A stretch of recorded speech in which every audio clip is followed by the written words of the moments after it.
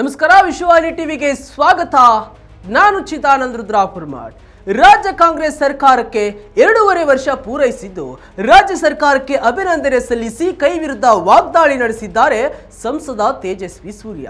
ಸುದೀರ್ಘವಾಗಿ ತಮ್ಮ ಎಕ್ಸ್ ಖಾತೆಯಲ್ಲಿ ಬರೆದುಕೊಂಡು ಕಾಂಗ್ರೆಸ್ ಸರ್ಕಾರದ ಸಾಲು ಸಾಲು ಬೆಲೆ ಹೆಚ್ಚಳ ಮತ್ತು ಹಗರಣದ ಲಿಸ್ಟ್ ಅನ್ನ ಮುಂದಿಟ್ಟಿದ್ದಾರೆ. ಅಷ್ಟಕ್ಕೂ ತೇಜಸ್ವಿ ಸೂರ್ಯ ಹೇಳಿದ್ದೇನು, ಬನ್ನಿ ನೋಡ್ಕೊಂಡು ಬರೋಣ. ಕರ್ನಾಟಕದಲ್ಲಿ ಕಾಂಗ್ರೆಸ್ ಸರ್ಕಾರವು 2.5 ವರ್ಷಗಳ ತನ್ನ ದುರಾಡಳಿತ ಮತ್ತು ಏಕಪಕ್ಷೀಯ ಆಡಳಿತವನ್ನ ಪೂರೈಸಿದ್ದಕ್ಕೆ ಅಭಿನಂದನೆಗಳು. ಕಾಂಗ್ರೆಸ್ನ ಕೆಲವು ಸಾಧನೆಗಳು ಇಲ್ಲಿವೆ ನೋಡಿ.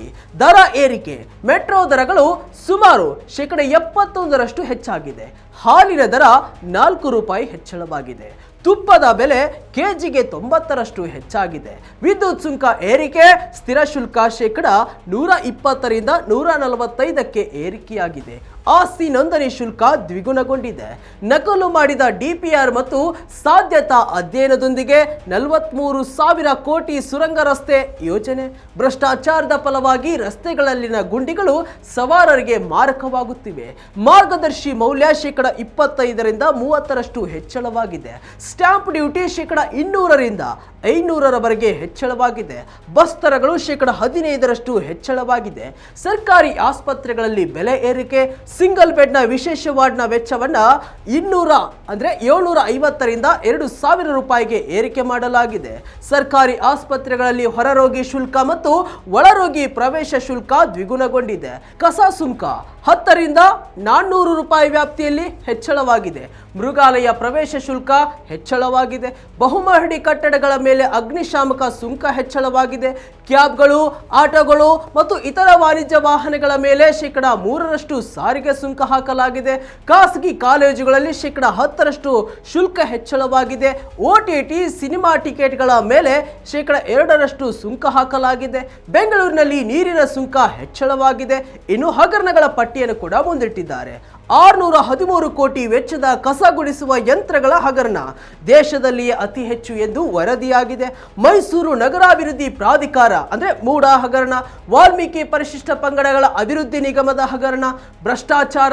ಅಬಕಾರಿ ಇಲಾಖೆಯಲ್ಲಿ ಸುಮಾರು 300ರಿಂದ 700 ಕೋಟಿಗಳಷ್ಟು ಭ್ರಷ್ಟಾಚಾರದ ಆರೋಪ ಕೇಳಿ ಬಂದಿದೆ.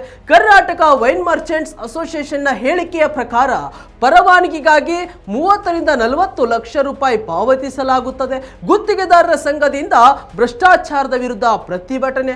ಕಳಪೆ ಆಡಳಿತ ಮತ್ತು ಆಡಳಿತಾತ್ಮಕ ವೈಫಲ್ಯಗಳನ್ನು ಕೂಡ ಮುಂದಿಟ್ಟಿದ್ದಾರೆ. BMTC, KSRTC, NWKRTC, KKRTC ಸಿಬ್ಬಂದಿಗೆ ವೇತನವನ್ನ ಪಾವತಿಸದಿರುವುದು. ಬೆಂಗಳೂರು ಈಗ ಗುಂಡಿಗಳ ನಗರ ಎಂದು ಕರೆಯಲ್ಪಡುತ್ತಿದೆ. ಕಳಪೆ ನಿರ್ವಹಣೆಯಿಂದಾಗಿ RCB ವಿಜಯೋತ್ಸವದ ಮೆರವಣಿಗೆಯಲ್ಲಿ ನೂಕುನುಗ್ಗಲು. ಇವುಗಳ ಜೊತೆಗೆ ರಾಜ್ಯ ಸರ್ಕಾರವು ಅಪರಾಧಿಗಳ ಮೇಲಿನ ಪ್ರಕರಣಗಳನ್ನು ಹಿಂಪಡೆಯುವುದು ಮತ್ತು ಅವರಿಗೆ ಕ್ಲೀನ್ ಚಿಟ್ ನೀಡುವುದು. RSS ರ್ಯಾಲಿಗಳು ಮತ್ತು ಶಾಂತಿಯುತ ಪಾದಯಾತ್ರೆಗಳಲ್ಲಿ ಭಾಗವಹಿಸುವ ಅಧಿಕಾರಿಗಳನ್ನ ಗುರಿಯಾಗಿಸುವುದು. CBIಗೆ ನೀಡಿದ ಸಾಮಾನ್ಯ ಸಮ್ಮತಿಯನ್ನ ಹಿಂಪಡೆಯುವುದು ಮತ್ತು ಮೂಲಭೂತ ಆಡಳಿತಕ್ಕಿಂತ ರಾಜಕೀಯ ವಿಷಯಗಳಿಗೆ ಆದ್ಯತೆ ನೀಡುವುದಕ್ಕೆ ಹೆಸರುವಾಸಿಯಾಗಿದೆ. ಒಟ್ಟಾರೆಯಾಗಿ ಕರ್ನಾಟಕವು ಗ್ಯಾರಂಟಿ ಸರ್ಕಾರ ಎಂಬ ಲೇಬಲ್ನ ಹಿಂದೆ ಅಡಗಿರುವ ಹಗರಣಗಳ ಸರ್ಕಾರವಾಗಿ ಮಾರ್ಪಟ್ಟಿದ್ದು, ಆಡಳಿತವು ಸಂಪೂರ್ಣ ಕುಸಿದಿರುವುದು ದುರಂತ ಎಂದು ತೇಜಸ್ವಿ ಸೂರ್ಯ ತಮ್ಮ ಟ್ವಿಟರ್ ಖಾತೆಯಲ್ಲಿ ಬರೆದುಕೊಂಡಿದ್ದಾರೆ. ವೀಕ್ಷಕರೇ, ಇದಾಗಿತ್ತು ಇವತ್ತಿನ ಸ್ಪೆಷಲ್ ಸ್ಟೋರಿ.